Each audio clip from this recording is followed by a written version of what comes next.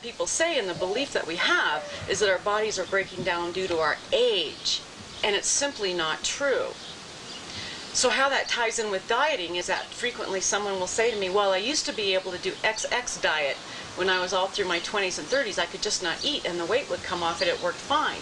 But now I'm 45 pounds overweight, my hormones are whacked, I feel like crap, I don't have any energy, and I guess it's just because I'm 45. Well, that's not true. Here's the deal. Wherever your body is right now is a result of what you've done. All that sloppiness in your 20s and your 30s shows up eventually. For some people in their mid to late 30s, for other people in their early 40s, for some in their mid 40s, for others in their 20s. That breakdown starts to show up.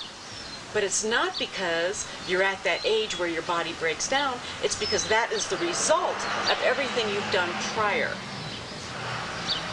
So you see, it's not that when you turn 45, your body punishes you and you go into this natural breakdown state. And it's not that dieting ever worked for you, because if it did, you wouldn't be where you are now. Where you are now is a result of everywhere you've been and what you've done. And it didn't work, because here you are, in the state that you don't want to be in. What Genesis Transformation does is we don't do dieting or looking to lose weight, to lose fat, and or improve their health. And so we do that by a high level of accountability. And we teach each individual how to eat for their particular body type. Now, there are some basic foods that we've learned that do not work, okay? That just do not work for the human body when it comes to weight loss.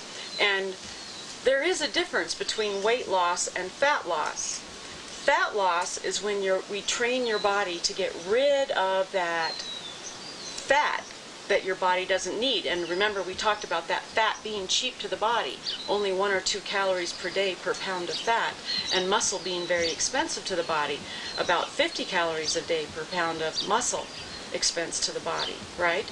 And so if we feed the muscle and we teach the body to hang on to the muscle through the intake of the food and through exercise, the body will get rid of the excess fat, and the person will start feeling better and better and better. But when a person first starts working with us and their body is highly inflamed, which is what we mostly see, the first thing we want to do is reduce that inflammation. We want you to feel better as quickly as possible, and we're going to do that by reducing inflammation. So we're going to target the foods right away that we know cause inflammation for the human body, because there are foods that there is no question they cause inflammation. Fast food is one of them.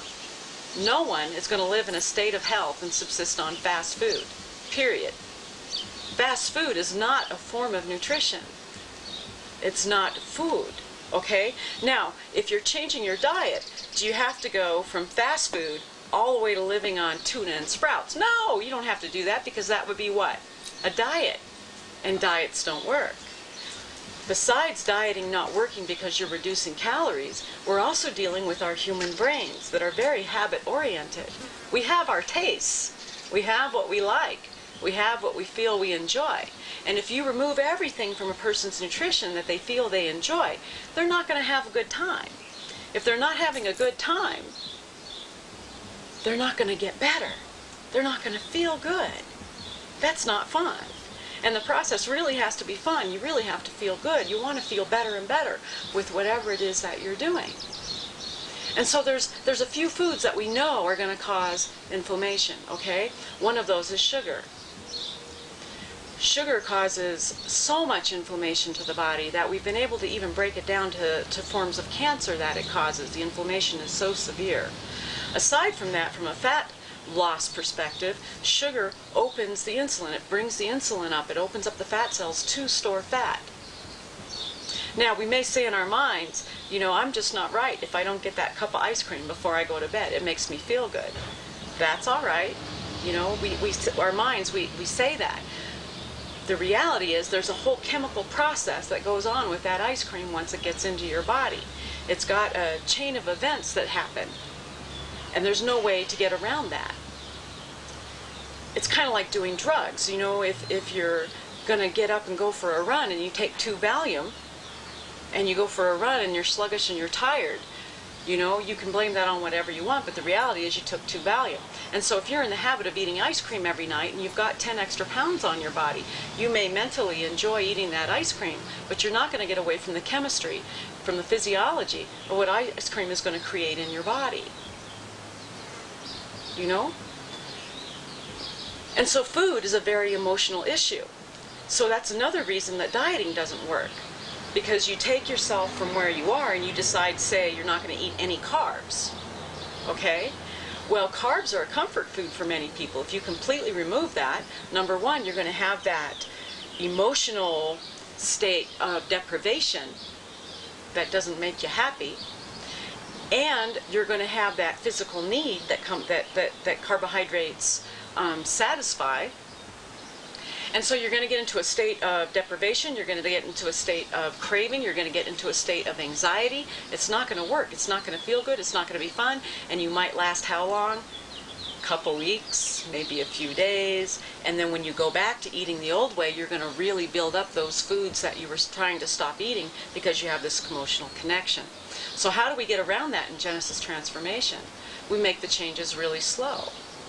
So that if this was a lever, over here is subsisting completely on fast food. So if you're a person that completely subsists on fast food, you don't want to flop it all the way over to tuna and alfalfa sprouts and salads at every meal.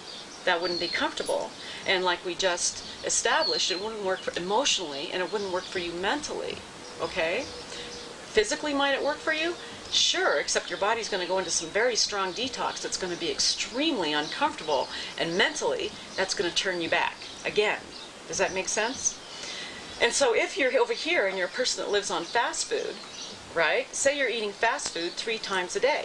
All you have to do is cut back one of those fast food meals and replace it with good food. Eating fast food still twice a day. You're going to feel better. You're going to go from here to here, and you're going to feel better. And every time you feel better, you're going to become attached to feeling better. And then you're going to feel a little more motivated to make that next step. So you're here, and then you cut out another fast food meal and replace it with some healthy food, say a sandwich. You're going to go a little bit better.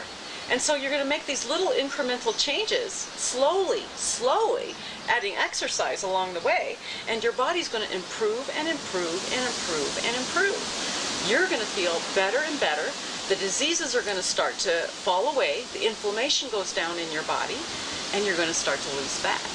You're going to start to look good.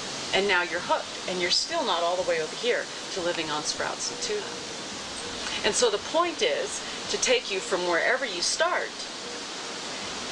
and make those incremental changes to wherever it is that your body is happiest. Now, we identified sugar as one of those foods that causes the most inflammation.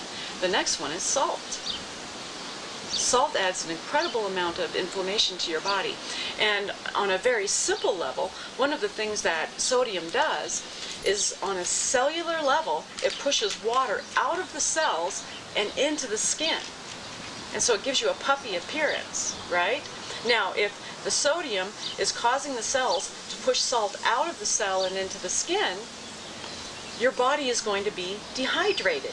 And no matter how much water you drink, you're still going to be dehydrated because you're eating a lot of sodium. Now, where do we find all that sodium? In processed and refined foods. Read the label on any packaged food and you're going to find a high level of sodium. Fast food is fully loaded with sodium.